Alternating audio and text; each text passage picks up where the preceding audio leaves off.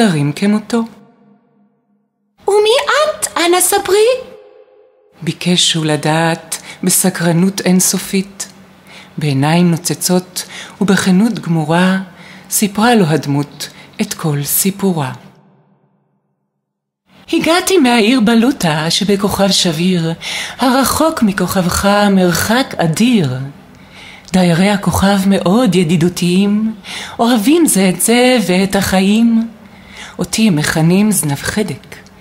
אני השופטת של בית המשפט הגבוה לצדק. בעזרת זנבי השחור והארוך אפסוק מי אשם ומי ישלם. לראשי תפרחת לבבות, ובעצם האנטנות הקולטות מי אמת ידבר ומי חלילה ישקר.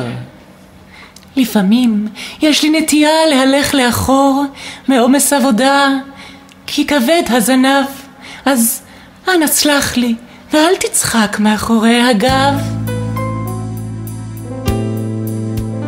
וכך המשיכה הדמות בסיפורה. יום אחד החלטתי לצאת למסע של אתגר, למקום שרחוק ככל האפשר. מסע גילויים, מסע הרפתקאות.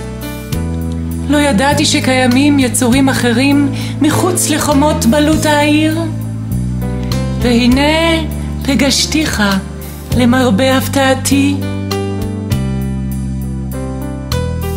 נבי דוזנבי חיבב מיד את כבוד השופטת. בואי איתי, גם אני רוצה לגלות ניסים ונפלאות. בואי איתי, נעשה זאת ביחד, ובשלושה זנבות לא נדע כל פחד.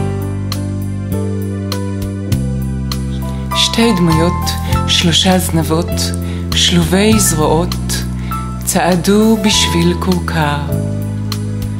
הן הלכו כחולמות, כבר לא לבדן, כאילו הכירו מיום היוולדן. נמשכות זו אל זו, נמשכות אל אורו של אותו הירח, מכוון וזורח.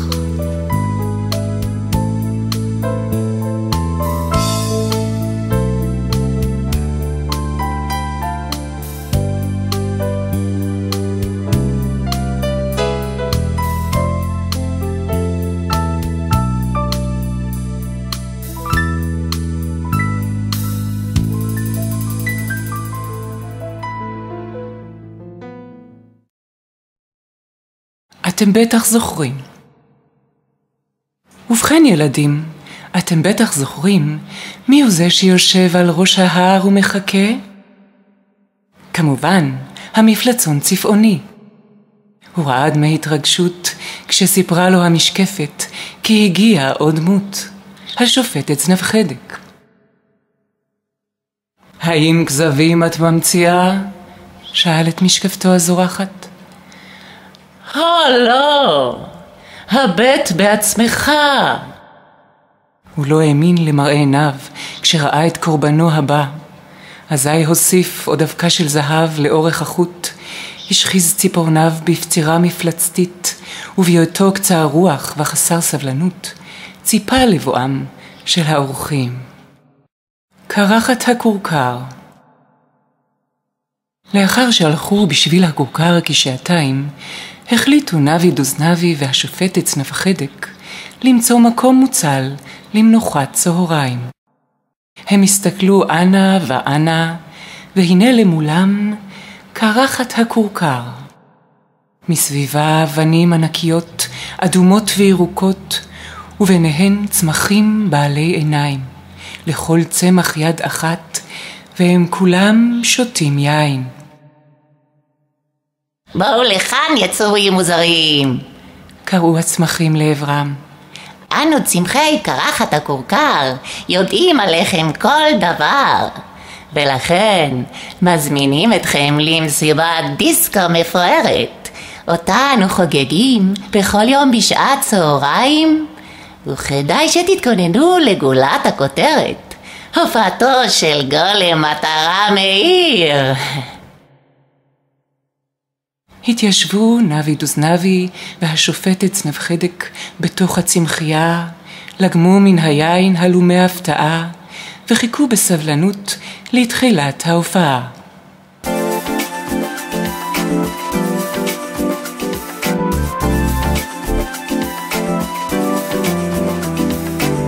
הם לא הבינו מדוע הצמחים מחזיקים חרבות בידם האחת, ומיד נשמעו רעמי התופים וברקים זוהרים ברקו בשמיים.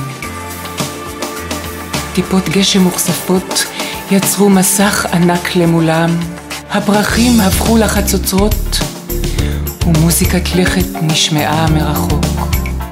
בעודם המומים מקצב האירועים, בקעה מטרה מוארת מתוך המסך מהלכת על שתיים בצורת ביצה. אזי הפכו החצוצרות חזרה לצמחים, שלפו חרבות ובבת אחת, מבלי להודיע, החלו לקלוע לעבר המטרה. הם השתוללו משמחה כשהצליחו לפגוע. היה זה קשה במיוחד, מכיוון שהמטרה דילגה מצד אל צד. השמחה הפכה למסיבת ריקודים, לצלילי הטיפות, התופים, הכוסות, לאורות הברקים, לקפיצת המטרות.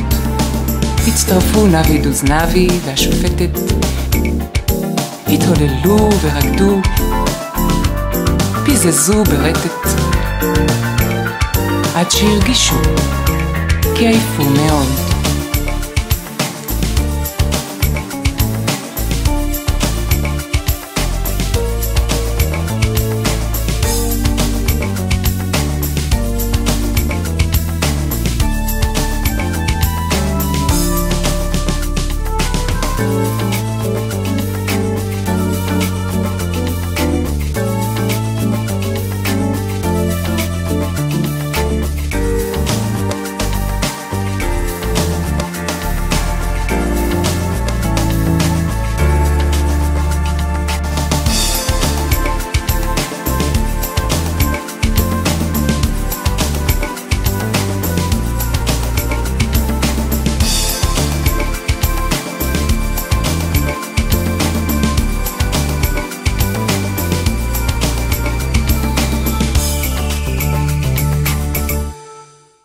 אז נעצמו עיניהם לכמה דקות בלבד, משום שמישהו די מוכר נעמד לפניהם, הרכין ראשו וקד.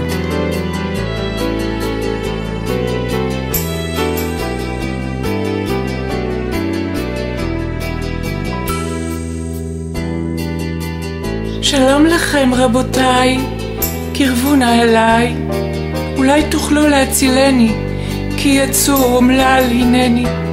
שמי הוא גולם מטרה מאיר, אני השעיר לעזאזל של כל תושבי העיר. חלש אני וישנוני, מרכין ראשי בפני כל זר, בוש ונכלם על כי מעולם מביצתי לא בקעתי. קליפתי נוקשה כסורגים, ואם אמצא מפתח מתאים, אוכל לצאת לחופשי, להרים את ראשי.